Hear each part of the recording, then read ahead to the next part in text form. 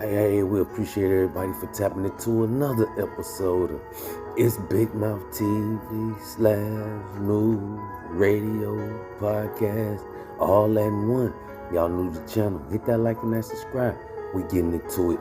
Alright, man, we got no other than Cairo Jordan and his mom, Dejan Jordan. I believe that's her last name as well. But hey, man, this story is crazy, man. The mom did the unthinkable to her son, man. A lot of evil stuff going on in the world today. It's sad, man. This story is about 6 months into the making, 6 months since it's been going on. And it's a sad story, man, but we had to tap into it. And y'all know we normally give y'all 3 stories, but this story took the whole thing up. So we only give y'all 1 story, and this story right here. Check it out. Oh, but before we continue, I must say this story is a disturbing story about a young kid who lost his life. And if it's gonna disturb y'all, then I'd advise you to turn away from this channel now. Alright, check it out. Cairo Jordan, the child found dead inside a suitcase off a rural southern Indiana road, is speaking out. This after learning his fate less than 48 hours ago. Gladys Batista joins us live from our newsroom. Gladys?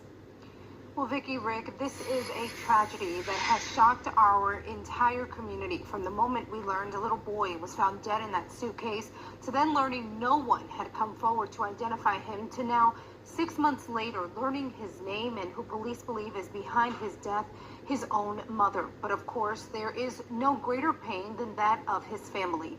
Here are his paternal grandparents and great uncle in their own words. For 6 months, this entire southern Indiana community knew him as Angel, an unidentified little boy found dead inside this suitcase in these Washington County woods. But for the 5 years he was alive, his family knew him as Cairo Jordan. Yes, he was very a joyous kind of person. He played a lot. He liked dinosaurs the last I saw him. Cairo's paternal grandparents, Kimberly and Vincent Jordan, alongside his great-uncle Andrew Mayo, still hasn't really sunken in. reminisced on this smile. Nice kid, sweet kid. And, we ain't seen him in probably, a couple of years? 3 years. Yeah. And she ran off with him, so.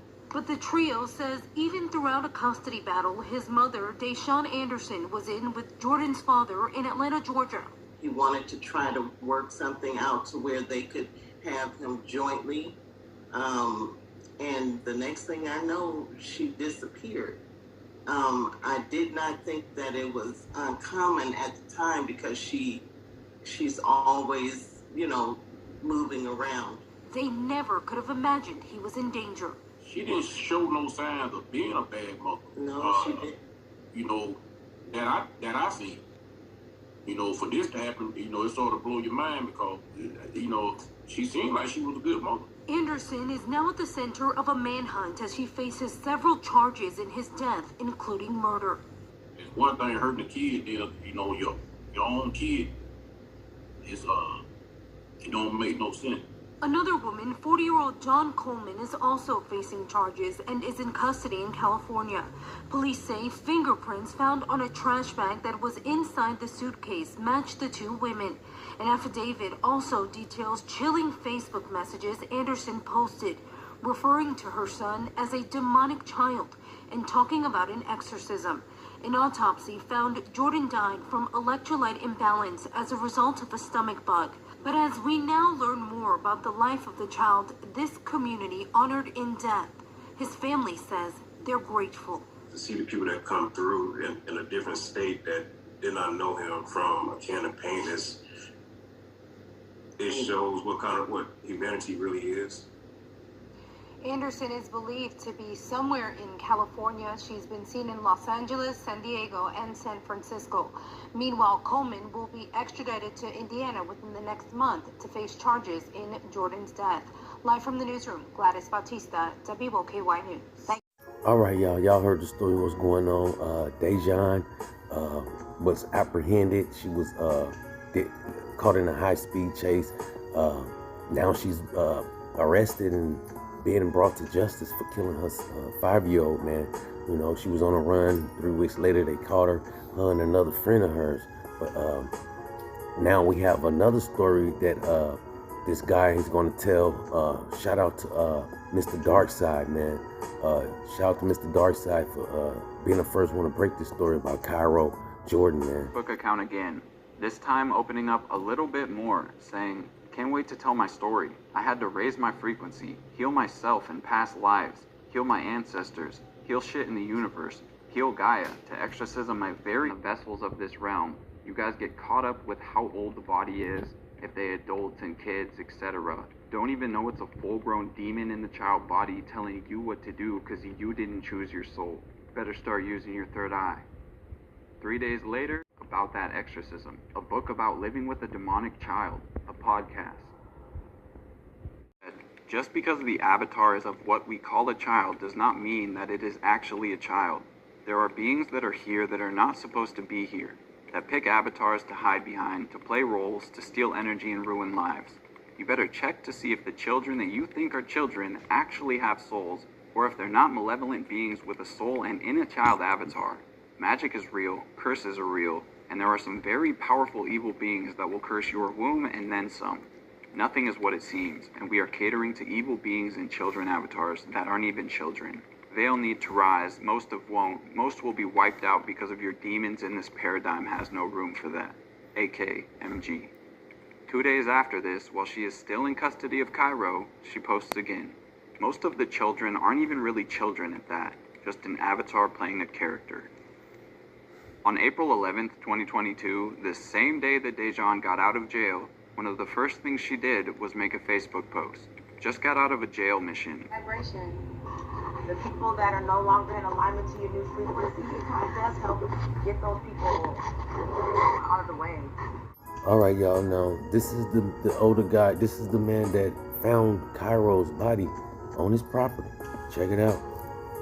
Right back at him, as if he was saying, "Help me," to Jeffrey. Without second thought, I'll never forget that word that state trooper told me. There's not going to be a moment lost that we won't be looking and trying to help this little fella.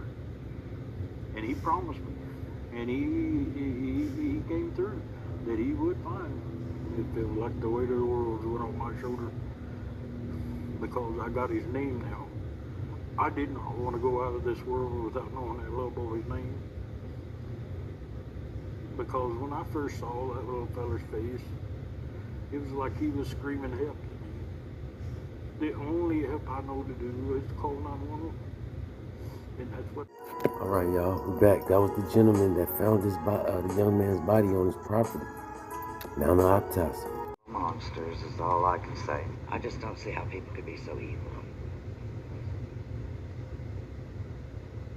in the midst of the manhunt, an autopsy was completed on Cairo's body, and it revealed some disturbing details about his final days. The report stated there was a lack of significant traumatic injuries and no anatomical cause of death. Turns out he died from an electrolyte imbalance that was due to him being dehydrated, which was likely caused by a stomach bug or gastroenteritis, meaning Cairo was extremely sick and was dehydrated from vomiting and having diarrhea. So after he expelled all of his fluid from his body, he was never cared for. He was never given the food and water that he needed, and they just watched him suffer until he died. This poor boy must have been in excruciating pain, and at times most likely became delirious and confused as to what was even going on, which is a symptom of being severely dehydrated. After Cairo's little body finally gave up on him and he passed away, his mother and Dawn bagged his body up and then shoved it into the bright blue Las Vegas suitcase that was seemingly Dawn's,